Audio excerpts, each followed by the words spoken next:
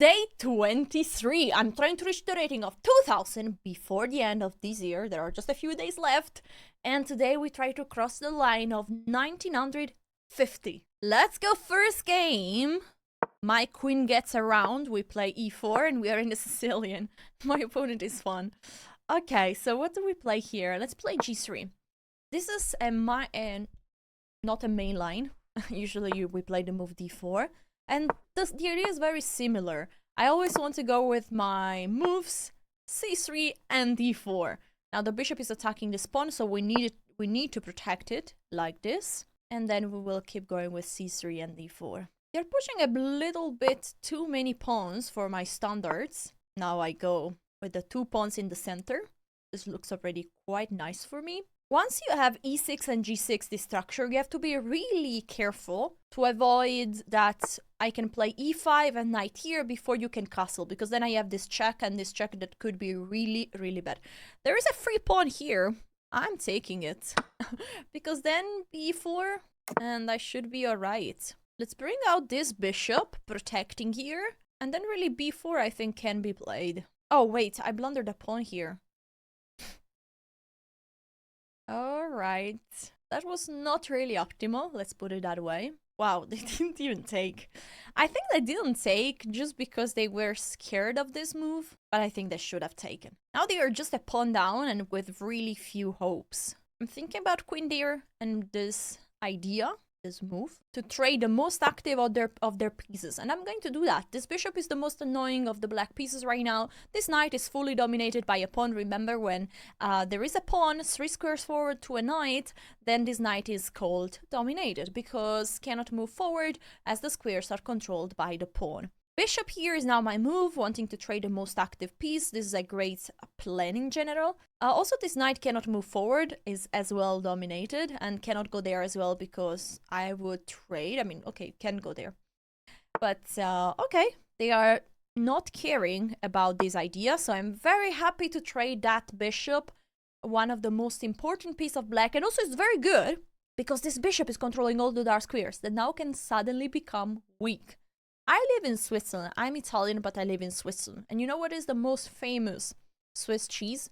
The Emmental. A cheese that has lots of holes inside. So this position is now for black, like Swiss cheese.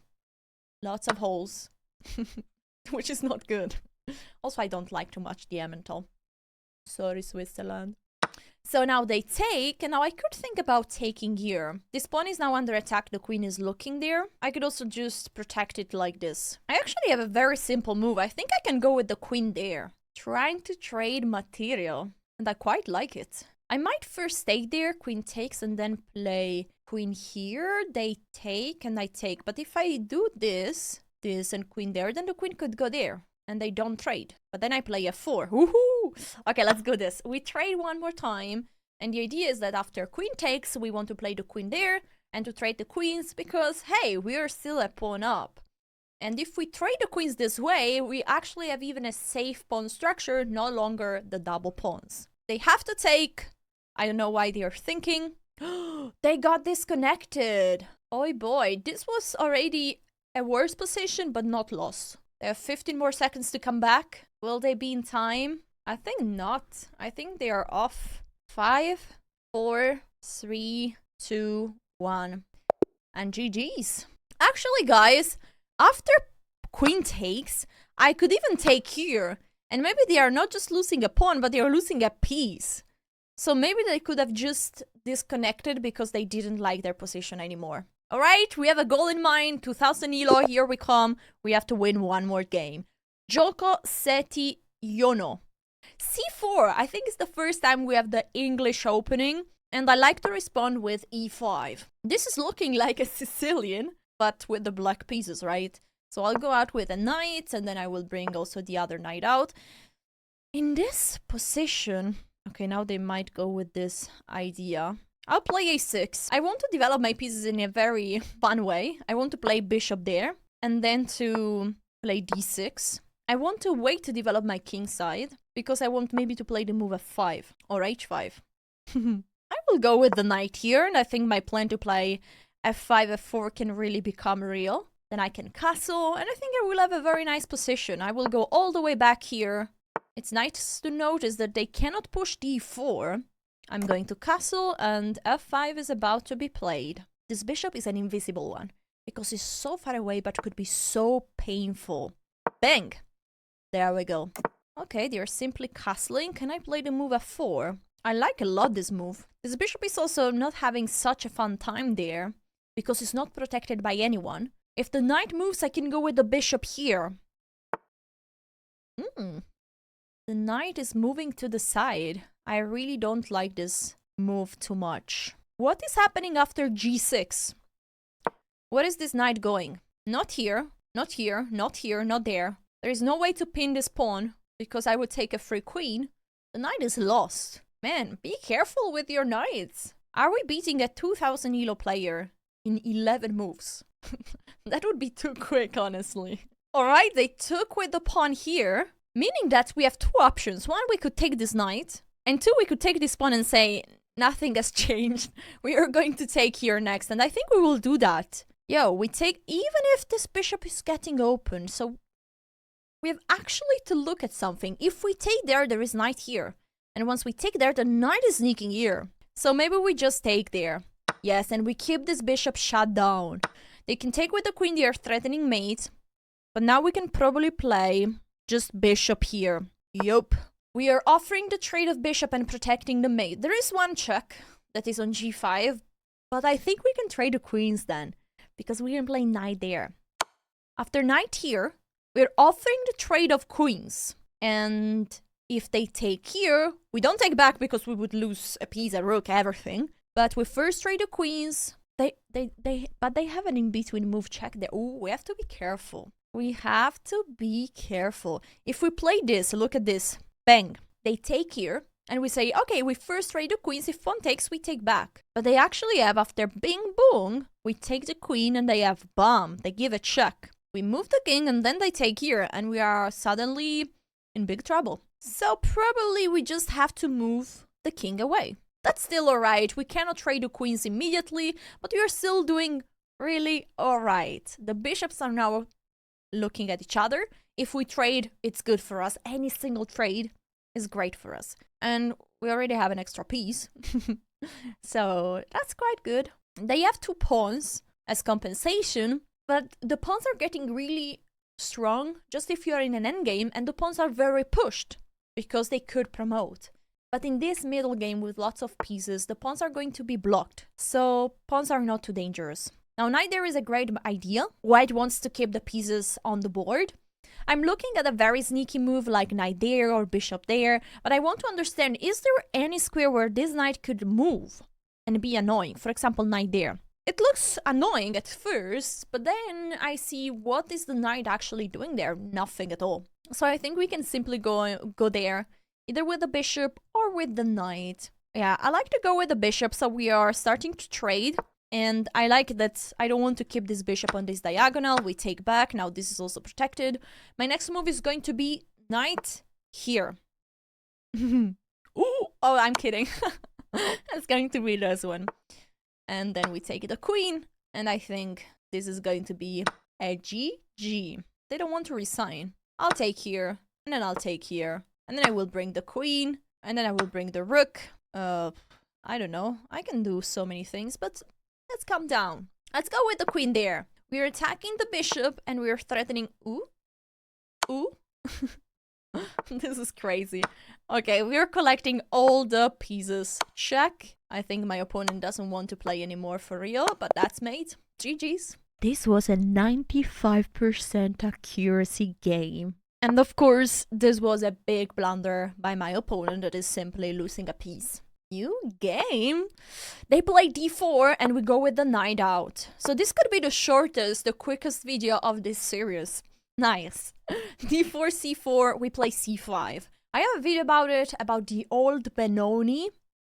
And I find this a very interesting opening to play, especially in Rapid Blitz. But I even played in classical chess. We go with e5. What we want to set up is a very solid center with the pawn here, the pawn on d6, and the pawn on c5, those 3 pawns. White is usually going to push the pawn here, that is well protected by the knight. And then the nice part of this opening is that you don't have to know anything. You just have to know a plan. And plans are much easier to remember rather than moves, you know?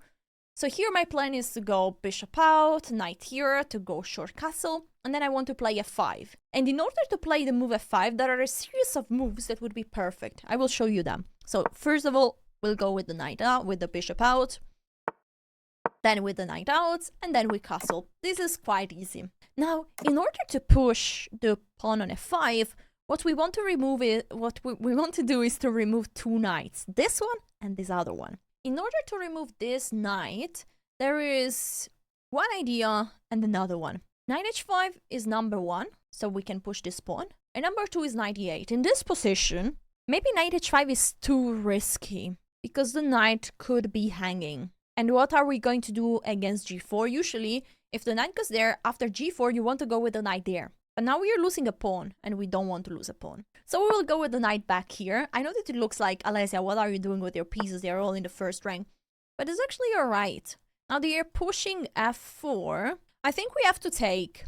We have to take here because we don't really have a way to avoid the move f5. Every time the idea of f4 or f5 is to keep pushing forward to take even more space. And here you don't want to allow white to push even there, because then you cannot play f5 and you're closed in so few space. So we have to take, and what we have got, we have a pawn here that is slightly weak, but this pawn is also slightly weak. And what we can do is to probably place a knight there, and I quite like this idea. For example, we could play bishop there, and then knight here, and then maybe g6, so we can bring also this knight to the party. I really like this, so we go. It's nice to notice that this pawn is protected by the knight, so they cannot take. Sometimes you have to look also to some possible sacrifices, because then this could be a fork. But in this situation, it doesn't work. Now we go with the knight out, so we are opening up the square, the street, the way to the bishop. And then we can keep going with g6, bishop there, and all our pieces are getting a nice development. Only thing we have to notice is that once we play g6, this bishop might be shady, not protected by many pieces. Right now it's protected by the queen, but the rook is looking there. So we have to be careful not to run into tactics. This move is tricky because the knight is in the same diagonal of the queen. So the first move that comes into my mind is bishop here, which is attacking the queen and threatening to take this knight. So would win a piece. If there wouldn't be an in-between move, knight takes. But then I can take back with the knight. The queen has still to move, and I might be able to take here, which could be good.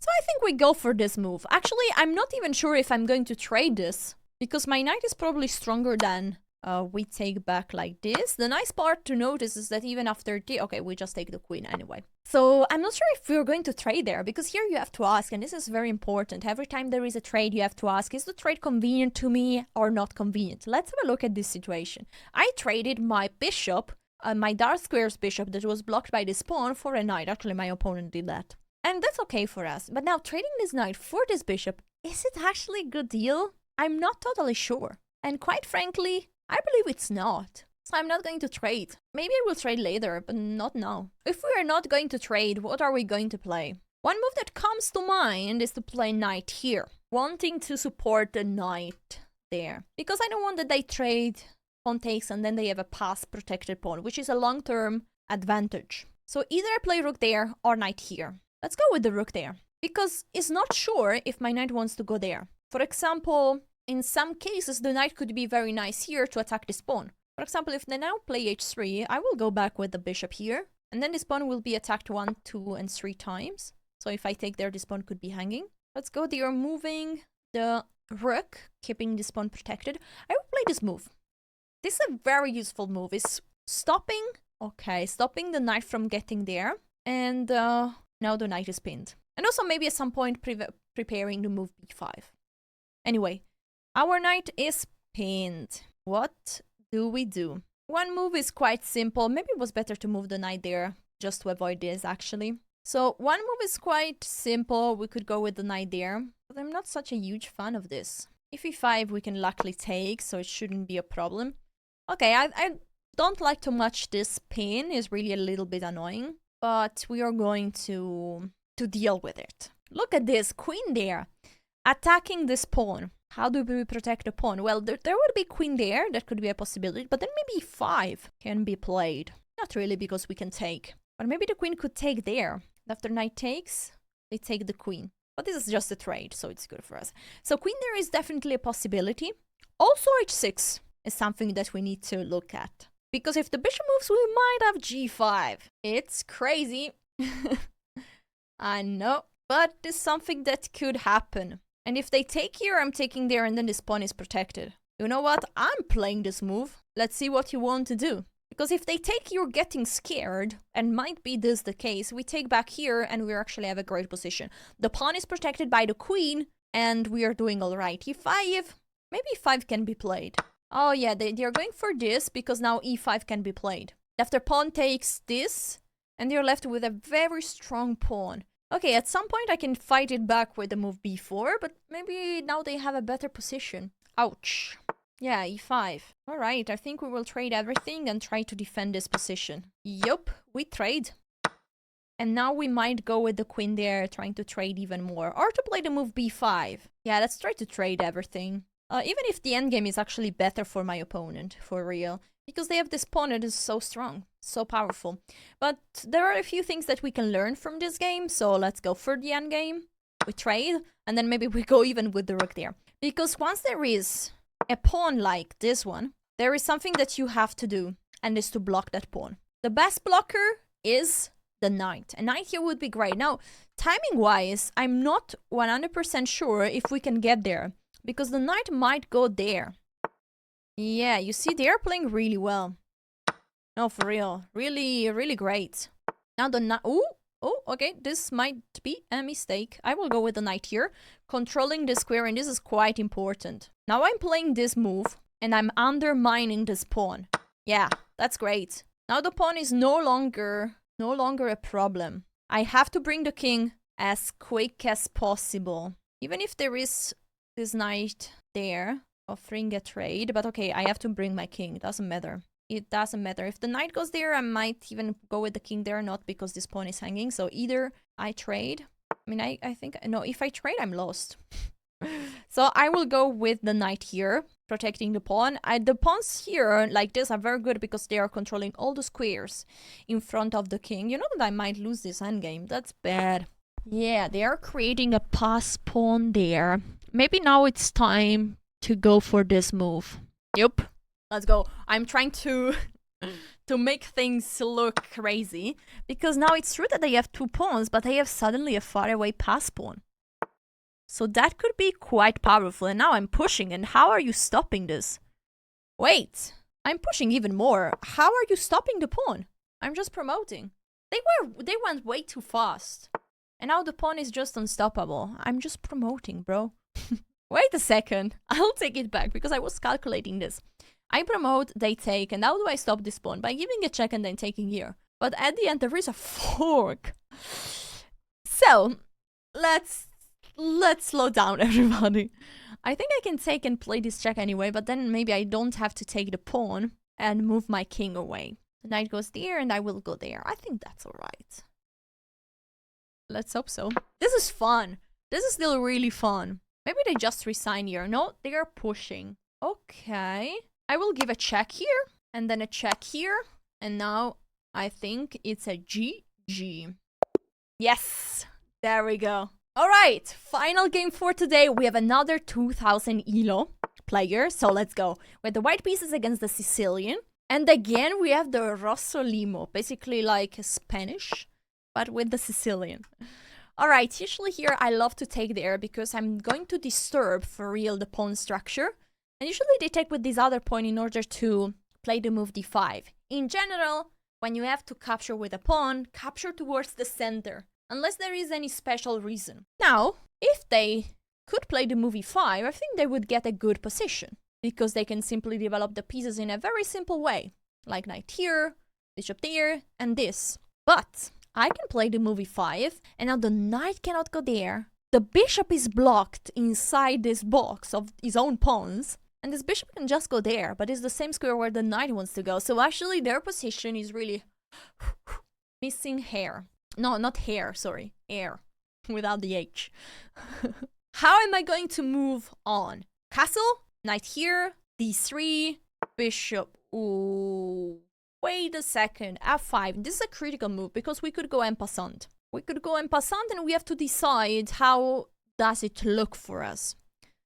And I think it looks really good in all the cases.